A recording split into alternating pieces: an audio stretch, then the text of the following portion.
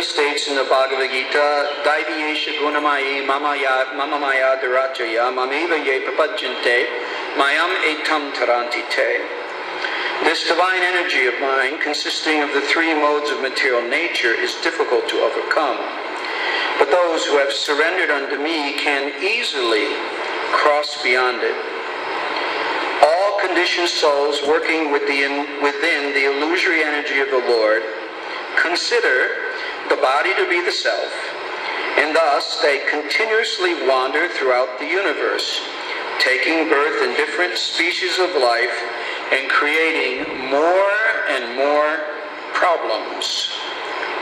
Sometimes they become disgusted with the problems and they seek out a process by which they can get out of this entanglement.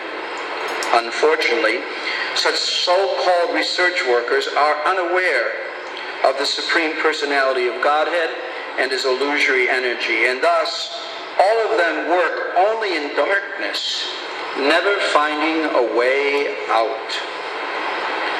So-called scientists and advanced research scholars are ludicrously trying to find the cause of life. They take no notice of the fact that life is already being produced. What will be their credit if they find out the chemical composition of life? All their chemicals are nothing but different transformation of the five elements: earth, water, fire, air, and ether. Confirmed. As stated in the Bhagavad Gita, the living entity is never created. Na jayate mriyate va kadachim. There are five gross material elements and three minor material elements: mind, intelligence, and ego. And there are eternal living entities. The living entities desires a certain type of body, and by the order of the Supreme Personality of Godhead, that body is created from material nature, which is nothing but a kind of machine handled by the Supreme Lord. The Lord gives the living entity a particular type of mechanical body, and the living entity must work with it according to the laws of fruitive activities. Fruitive activities are described in this verse: karma, pravanim, mayam. The living entity is seated on a machine, the body, and according to the order of the Supreme Lord, he operates the machine. This is the secret of transmigration of the soul from one body to another. The living entity thus becomes entangled in fruitive activities in this material world, as confirmed in the Bhagavad Gita, Mana Shastan Indriyani Prakriti Stani Karshati. The living entity is struggling very hard against the six senses, which include the mind. In all the activities of creation and annihilation, the living entity is entangled in fruitive activities, which are executed by the illusory energy Maya. He is exactly like a computer handled by the Supreme Personality of Godhead. The so-called scientists say that nature acts independently, but they cannot explain what nature is. Nature is nothing but a machine operated by the Supreme Personality of Godhead. When one understands the operator, his problems in life are solved. As Krishna says in Bhagavad Gita, Bahunam janmanam ante gyanavanmam prapajjante vasudevam savarm iti sa mahatma sadurlabha. After many births and death, he who is actually in knowledge surrenders unto me, knowing me the cause of all causes and all that is. Such a great soul is very rare. A sane man therefore surrenders to the Supreme Personality of Godhead, and thus gets out of the clutches of the illusory energy Maya. Thus ends the Bhaktivedanta purports of the 5th canto, the 17th chapter of the Srimad Bhagavatam, entitled The Descent of the River Ganges. Okay, I hope I can get to everything. There's a lot in this purport. But the first thing I wanted to do is, how many here were here for yesterday's class? Raise your hand. Quite a few. So anyway, in that particular class, there's this one purport I really love. It's in the 11th canto of the Srimad Bhagavatam. And it describes the different upadevas that are within this material creation. And actually many of these upadevas, they live within the same island of Bhumandala, Jambudweep, in which we live upon.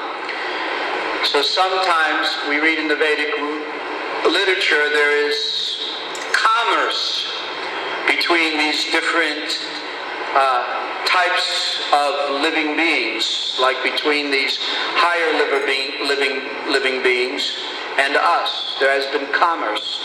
In the Kali Yuga, that commerce has stopped. The living beings are not interested in coming to the earth planet during the age of Kali Yuga. But in other yugas they came.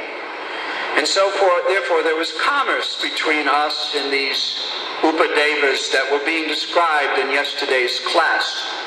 So there's a very interesting purport. I think it's a lot of fun to read. It tells us a little bit about these upadevas.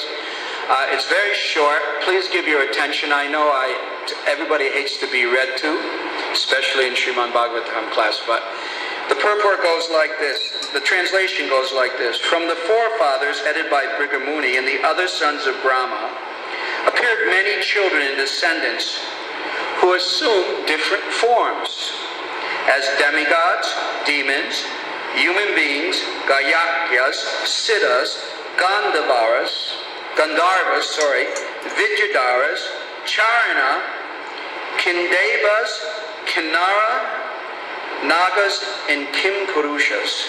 Now I particularly want to point out these three last demigods that are mentioned in this verse. Kindevas, Kinnaras, and Kim Purushas. You notice that the prefix is Kim. So this prefix, we will learn, means something. This prefix kin means is that. It's a question. Is that a madanga? Is that a chalkboard?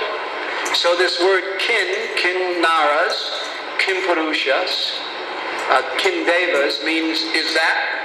So this short prefix, okay, you got that? So kin means is that? Okay. So all of the many universal species, along with their respective leaders, appeared with different natures and desires generated from the three modes of material nature.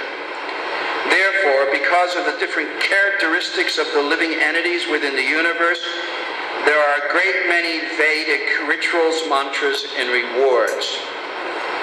So now we're going to hear about particularly these three species of upadevas, the Kindevas, the Kinnaras, and the Kimpurushas. And it's very interesting, and I'll tell you why. You can just listen very carefully. If one is curious why the Vedic literatures recommend so many different methods of worship and advancement, the answer is given here. Brigu, Matri, Atri, Angira, Pulascha, Pulaha, and Katru are the 7 great Brahmana sages and forefathers of this universe. The Kindevas are a race of human beings who are like the demigods. They have bodies that are completely free from fatigue, from sweat, and body odor. Seeing them, when one sees them, one asks this question: Kimdeva? Is that a demigod? Kindeva, is that a demigod? Actually, they are not demigods. They are human beings living in another planet within the universe. Okay? The Kinnaras are so called, and this is the interesting thing that I want to listen to this carefully because it's very interesting, and I'll tell you why in a second. The Kinnaras are so called because they are Kanchan Nara, or a little like a human being. Okay? So when you see him, you say, Kanchan Nara, is that a human being? Okay? So you say Kinnara. And here's why they are a little bit like a human being. Now listen to this carefully. This is why the Kinnaras are just a little bit like a human being. Because the Kinnaras have either a human head or a human body, but not both. Now this is very important. I want you to listen to this carefully because it's very, very important. Okay? They have a human head or a human body, but not both, combined with a non-human form. So either they have a head of a human being and a body of some other non-human, or they have the opposite.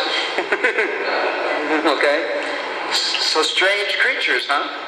The universe is populated with strange creatures. Okay? Now, and we are the strangest, okay? We are also quite strange.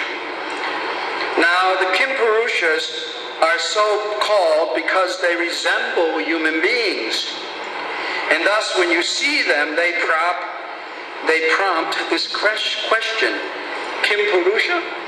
Is that a human being? Kimpurusha? Is that a human being? Looks like a human being.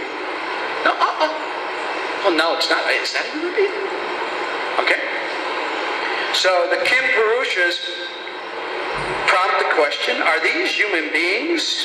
Actually, they are a race of monkeys who are almost like human beings. Hanuman is a Kimpurusha. Almost like human beings. Okay? So it's very interesting. So the reason why I wanted to just point this out is that often in different cultures across the world, you'll see different depictions of different beings, and the conclusion of the archaeologists, the conclusion of the scientists who are studying these cultures, they immediately assume, oh, some kind of primitive imagination of the ancient race. That's the immediate assumption. Look in your archaeological text. Some kind of primitive imagination of the ancient race. For example, if you look at Egyptian iconography that they've carved into the walls of their temples, you'll often see Ra, who is the sun god. In Egyptian culture, the sun god was called Ra. And then, accompanying the sun god, you always see this very interesting creature who has the body of a man and the head of an eagle. Okay? He has the body of the man and the head of an eagle. What do you think when you... I think his name is Orisis or Osiris. I'm not sure. Don't quote me on that one. What? What's his name? Coles. Okay. So, we immediately think, Egyptian religion, crazy, insane, blah, blah, blah, blah, blah, blah, blah. And often, as you look at the archaeological evidence in many of the Eastern cultures, in Iran and in Babylon and in ancient Iraq and stuff like that, you see this motif repeating itself again and again. You'll see a human head on an animal body, or an animal head on a human body. So, of course, this is a speculation, but it is a speculation that's based on the Shastra. Maybe they had some kind of mutual dealings with the Kimpurushas. And it's not just some kind of insanity or some kind of imagination. So this is the one thing I wanted to bring up, that because we were talking about these races yesterday. So now we're going to turn today's, and I thought that purport was very interesting, especially the Kinnara part. because you see these motifs again and again in archaeology among the ancient peoples. And we automatically assume some kind of insanity. But it may not be. Maybe they're on to something that is beyond us. Just imagine that. The scientific idea is that right now the human race is at the apex of its development. That's the idea, right? The human race has never ever been as advanced, never ever has been as savvy, has never been. It's reached the apex of its development. But no, the Vedas tell us differently. So that's one thing I wanted to point out. Just like writing, okay? We always say that writing is